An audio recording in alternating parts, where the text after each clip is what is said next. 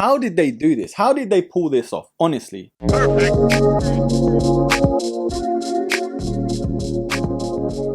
Hello there broskis, Erkin back here with another video, and if this sneaker doesn't trigger those nostalgic feelings, I don't know what will. But on today's episode we are actually reviewing the Nike Air VaporMax EVO NRG.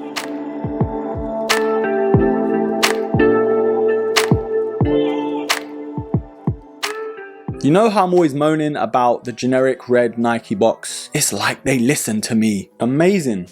Just amazing. Just look at this box. It's a mashup of all the different boxes, new and old, and of course current. So running through the box very quickly, we've got the old 90s box and of course the 95 OG box. The current Nike box, which I'm not really a fan of. Now this one I'm having a bit of trouble with. I think it's sort of the Adapt box. I'm not too sure. Comment down below which one you think that is. And of course here we've got the 90s OG and Huarache box as well. Now we've got the Air Max 360 720 box, which is a pretty cool box in my opinion. And last but not least, on this panel, I'm not too sure, to be fair. I am not too sure what this box is. Now the product information does read Air VaporMax EVO NRG, and the official colorway is black, clear, metallic, silver. Now let's open this up.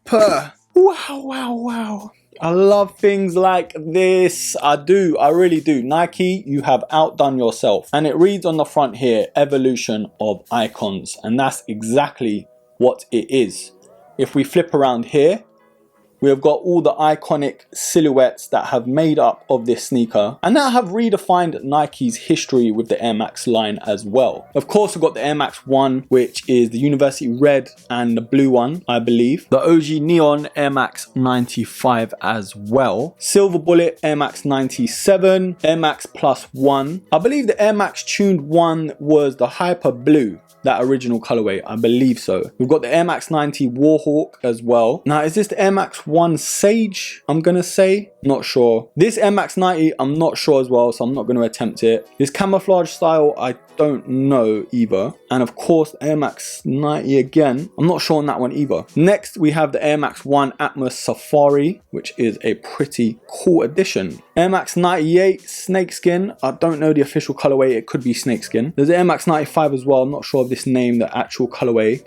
I'm slacking, kids. I'm slacking. Of course, we've got the Air Max 97 or 1, which is the Sean Wotherspoon, and the Air Max 180 in that pink colorway. So these are pretty iconic. Couple of them I don't know, and I'm not claiming to know, but I am pretty much an Air Max guy more so than anything else. So that's a pretty cool addition. Leave the ones that I did miss down below and have a little look here. Opening it up, it just details the panels, what this sneaker is inspired from. Next page, like I'm reading you a bedtime story. Of course, as you can see, where the Air Max 1 panels are on the sneaker, which is at the back on the heel counter. We got the OG 95 colorway, OG neon color, and the silver bullet, so it tells you where they are there. Air Max Plus, the TN1, and of course the Warhawk Air Max 90, the Air Max 1 again, and the Air Max 90. Air Max 1 Safari Atmos, and the Snakeskin 98 on those panels. Air Max 95 there, and the Sean Wotherspoon on those panels, which is a nice sight to see. Last but not least, we have the Air Max 180s panel here and the to be continued black silhouette to a sneaker as well, which means Nike are far from done. So such a nice thing to see. I am digging this booklet so much. Nike could have just said, look, just guess and find the panels out for yourself. But things like this in sneakers today, it's a very rare sight to see. So I'm very happy with this. The box and this,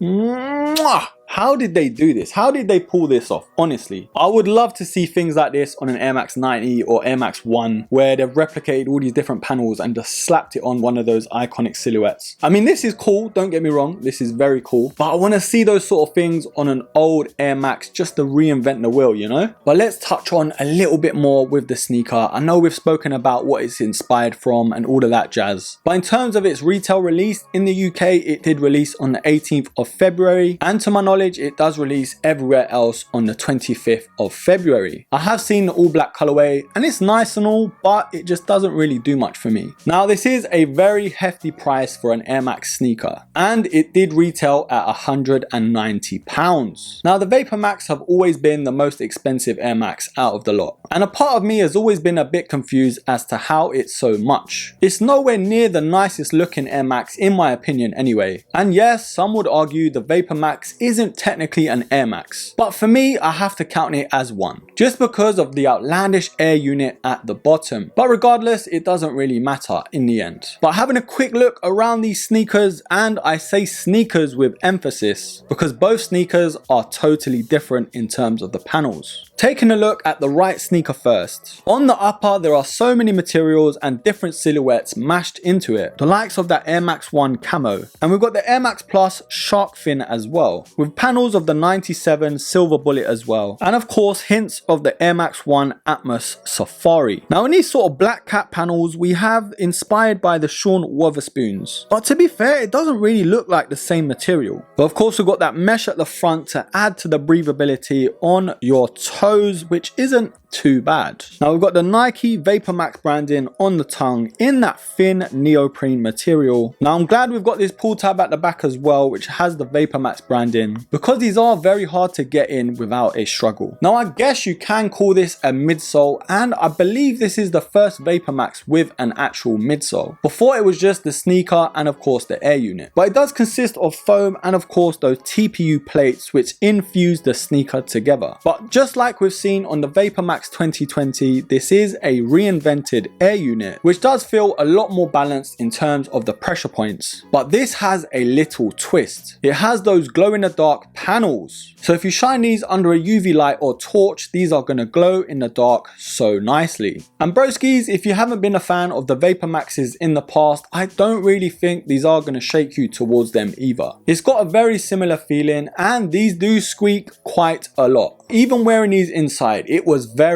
jarring to say the least. All I could hear was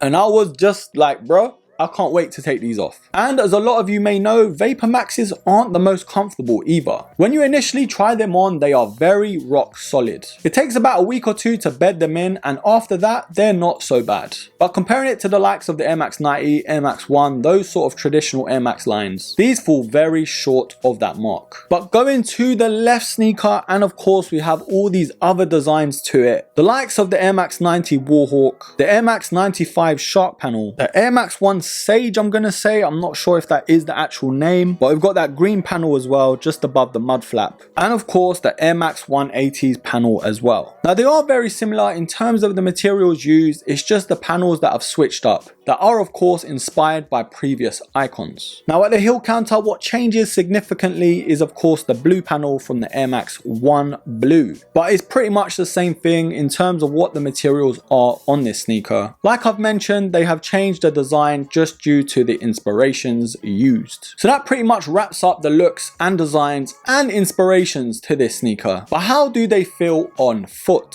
Now VaporMaxes for me is just not my thing. I've never really liked the feel of them. I've never really liked the look of them. And in terms of the on foot feel, this one just feels the same to me. It's a very rigid and hard feel initially on foot. And yes, it does take some bedding in, don't get me wrong. But for £190, I expect a little bit more. And that squeak, oh my goodness, it is just annoying. So annoying, honestly, broskis. But in terms of the sizing, it is very much a true to size fit. These are a UK 9 and I am indeed a 9 as well. And to be honest, they fit perfectly. So my advice overall is stick to your normal sizing. Now broskis, we have come to the part of the video where I decide if these are a buy or a buy. Now regardless what I feel in terms of its nostalgic vibe, the mashups of all these different iconic silhouettes into one sneaker, but does it really change the feel of the shoe? Now no matter what you do, you cannot change the feel of the sneaker. Yes, you can change the looks of it, but if it doesn't feel good,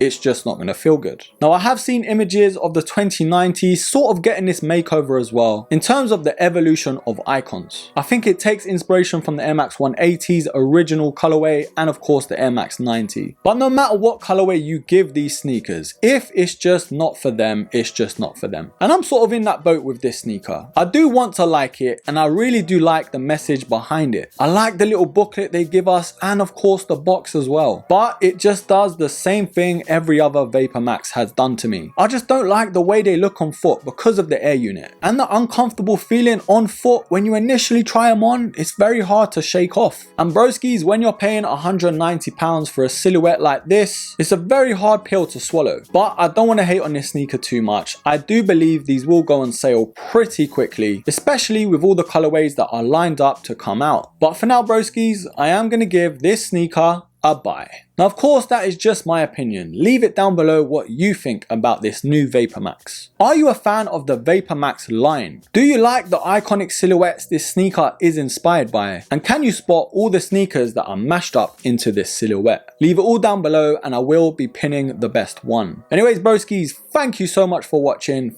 Thank you for supporting. Don't forget to hit me up on the IG. I always post previews to upcoming sneaker reviews. So if you want to be the early bird and get that worm, then hit me up on there. But don't forget to like, subscribe, comment and share. And of course, until the next video, take care.